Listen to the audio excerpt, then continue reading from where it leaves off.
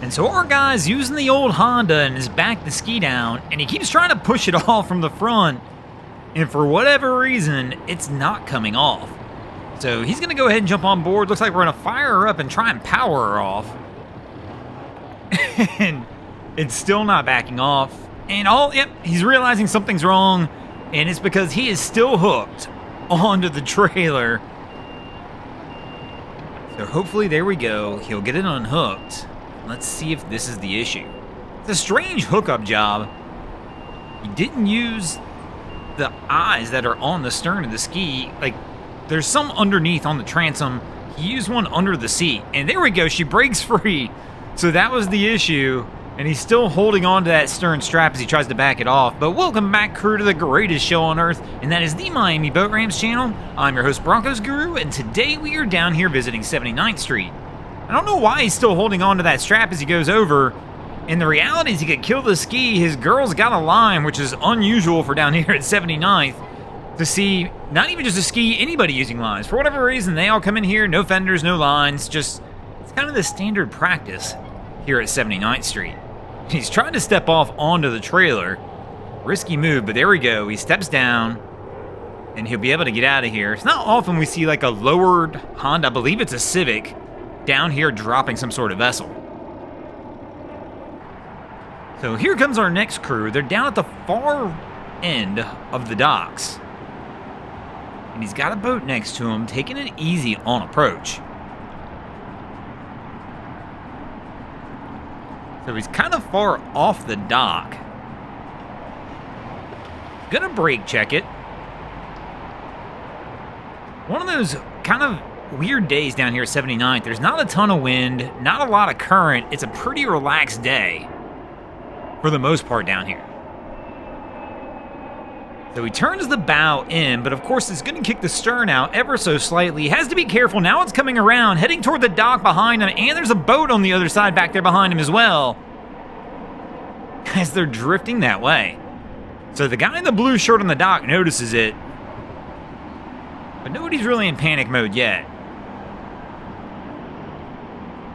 Starts walking that way just in case he's got to push off, though.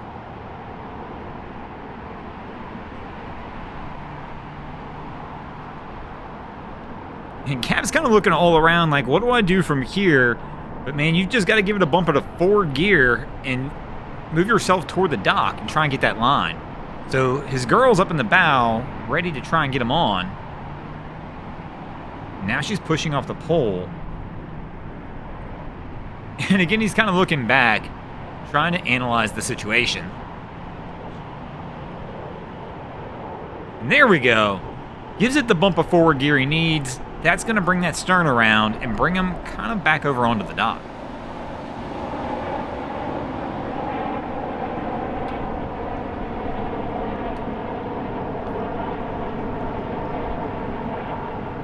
And we've got our next crew working their way in here in the old Intrepid. Kind of odd. It's a pretty nice day out, and it's been slow so far, but I guess it's still early down here at the ramp. It's an odd... Is he missing a door back there? Let me know in the comments below. That's an odd opening to have in the vessel. So his buddy jumps off, but doesn't grab the line when he jumps off, which is going to kick the boat back off the dock. Now he's going to do the stretch, go grab the bow, which is going to kick the stern around. And his buddy's grabbing the pole as well. Still no line grabs. We're all just holding and pulling on this one. And his buddy finally realizes, like, oh, the line's right here, bro. Here you go. Let's grab this and pull this one on. So he'll be able to pull him over from there. But if you're ever down there at the dock and you're leaving the boat, you have the ability, best thing you can do if you're jumping off is make sure to grab a line. And if you grab a line, just make sure there's enough slack in the line that you can actually jump off the boat. We've seen that a bunch down here too, where people are holding the line too taut, go to jump, and the next thing they know, that line's pulling back on them as they're trying to get off the boat and onto the dock. Interesting, he's trimming one motor. So the lady's getting ready to enjoy a day out. As you can see, things are definitely starting to pick up down here as we get a little later in the day. So I agree with this method. I mean, the ladies are on the boat. It looks like they've loaded all their stuff on the boat before they've launched, which is traditionally a good way of doing things. I mean, It's an efficient way of doing it because all of a sudden everybody's not down here. We're not taking a long time to get stuff on the boat. And I don't know, launching the ladies by themselves, and maybe she's the captain, you never know. But it just doesn't look like it based on the way they're just wandering around the boat. Getting things organized. Seems like a way where you could have this boat drift off, and you might have two people on there who don't know what they're doing. So our guy's releasing it from the bow hook, and there you go, pushing it off.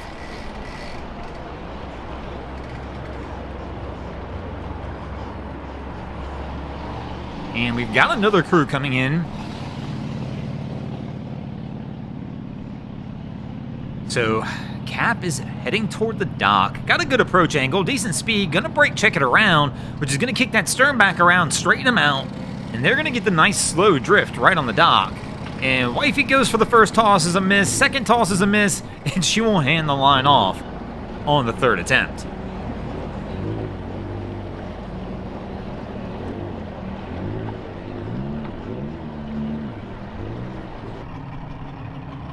And our crew here, backing it down. I don't know why we never see anybody use fenders here, because I can already see where this one's going to go. They're going to try and walk this down the dock, but of course it's going to try hitting the dock. So here we can see Wifey's already pushing off because she doesn't want the boat to hit the dock because she already knows her guy who's driving off, if he gets back down there and there's scratches on the boat, is going to wind up yelling at her, even though he should have put fenders on before he left as well. And I just know this is a newer looking vessel, fairly new boat. And, I mean, I see fenders in somebody's... It looks like I can see them right next to the boat or in somebody's hand down there. But we just didn't put them on. So the crew's kind of at a standstill now as to what to do. And now she's going to walk over there to play with the fender. These are the easiest ones. She's trying to play with the height on it. But the reality on a boat like this, like when you have the tower in a set spot like that, typically I can line that up where I can tie that fender off where I never have to tie it again. I know when I had a boat similar to this, I had it set on a loop system where my fender basically was always going to be on the water line going up about 12 to 18 inches, which worked in 90% of scenarios. And then there was 2 bars. If I needed it higher, I would go on the second bar. But this crew does have it launched, at least, and they look kind of ready to go. So they finally got it started. What in the world? All right, engine experts, you got to let me know. You would think by now I'd be able to identify the engine just by looking at it, but the reality is I'm not that good still. But what always piques my curiosity, Miami is like notorious for everybody putting numbers on their motors that don't quite match. Just go on the old Facebook Marketplace and start shopping for used boats in Miami and see how many boats you come across where the Yamaha says 350 on it. And it turns out it's a 250. It happens all the time. See it with the Mercs a lot too. Say 400 on the back and you find out, again, it's a 250 or 275, something like that. So my man put numbers on the back of this that say 250. Is this really a 250? Well, the only reason I even asked that is because when you see the numbers, it looks like numbers you would put on a mailbox at your house. And I'm just like, why would you even put them on there? Like, I know me, if my cowling lost all the decals, the last thing I would do is come back and put these numbers that we see here on the back of the decal. It would have just been left blank. And the only reason it tells me that is that it's not really a 250. But I don't know. Let me know in the comments. I definitely could be wrong. But it just always piques my curiosity when I see people doing that.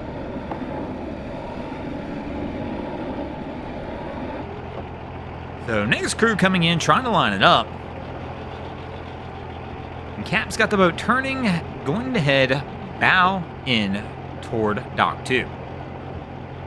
So his girl's getting up in the back to try and get ready and give him the assist. Looks like she's grabbing some lines to get ready to roll. And we're going to do the old dock bounce. Is he just going to roll right off the dock here? He starts running off to the side and leaves the helm, but does grab a line at least as he leaves. And we'll do the old roll bounce method where we just let it bounce off the dock as we walk up. Always interesting to see how many captains wind up leaving the helm. And it's funny because, I mean, I'm not the only one who's not guilty of this. I do it every once in a while as well. Sometimes you're just like, just let me do it.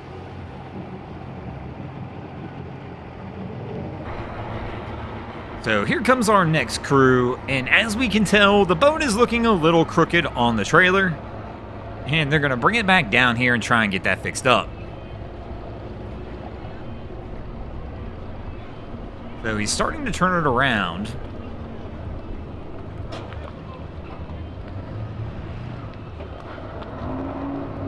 And as you can tell, it's a little wet down here. We did get a little rain here at the end. So they look okay as they start to back it up. The trick part on this one is I don't see a drain plug. I'm pretty sure there's no drain plug in this boat.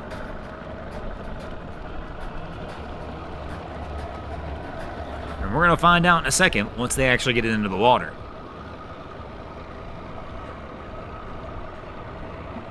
So backing her down, he's grabbed the line to be able to pull the boat over to the dock, I guess.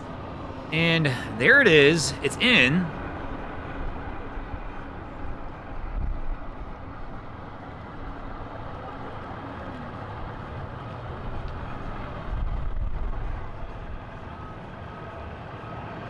And the crew, he's tossed the line in the back of the truck now, going to release the bow eye, I guess. But I got a feeling this one's coming right back out. But I could be wrong. Oh, there she goes. I'm like, man, we didn't see the bilge pump kick on, so maybe I'm wrong. But nope, there it is. No drain plug, bilge pump on, and they're definitely going to wind up pulling this one out. Thanks for watching, crew. I hope you enjoyed this episode of Miami Boat Ramps. If you did, please check out our other content. We have Wavy Boats, who does a bunch of great things down at the inlets. My channel, Broncos Guru, does some great comedy boating videos there as well. And of course, we got Boats vs. Haulover, where man and machine take on Mother Nature down at beautiful Haulover Inlet. And if you guys haven't already, go ahead and drop an anchor on the subscribe button here.